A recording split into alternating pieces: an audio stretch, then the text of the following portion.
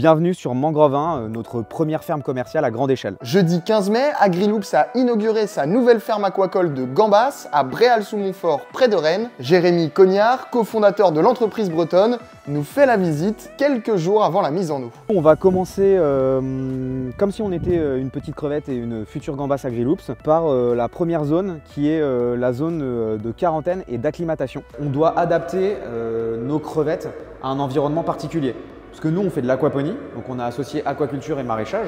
Et donc, on va recycler les effluents de nos gambas en engrais naturels. On a donc une eau riche en engrais naturels qu'on emmène juste à côté dans une serre pour coproduire des fruits et légumes. Et ça a nécessité l'adaptation de la salinité à la fois pour la partie aquacole, mais aussi pour la partie maraîchage. Et c'est pour ça qu'on a cette zone d'acclimatation où on acclimate nos gambas à leur environnement en fait. Ici, elles vont rester que quelques heures et ensuite, elles vont arriver dans la vraie zone de quarantaine où là, on voit déjà les bassins.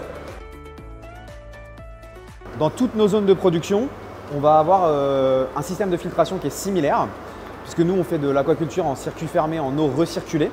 Et en fait, on va passer par un filtre mécanique qui nous permet de filtrer tous les éléments solides du système. Ça nous permet de maintenir un environnement en eau claire. Puis ensuite, l'eau, elle va passer aussi dans un filtre biologique. Dans ce filtre biologique, il y a des petits supports dans lesquels il y a des bactéries. Et c'est ces bactéries qui vont transformer l'ammoniac en nitrite puis en nitrate. Donc l'ammoniac, c'est les effluents de nos gambas. Et le nitrate, c'est un engrais naturel. Et on a aussi des filtres à UV qui nous permettent de maintenir une charge bactériologique contrôlée. Et ensuite, on va transférer les gambas et nos petites crevettes de cette zone de quarantaine à cette zone de nurserie.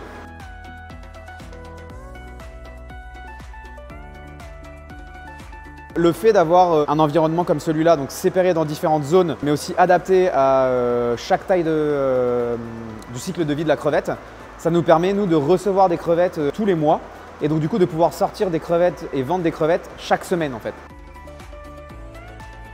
On arrive dans la zone de grossissement, donc on le voit, les bassins ont encore augmenté de taille, tout comme les crevettes.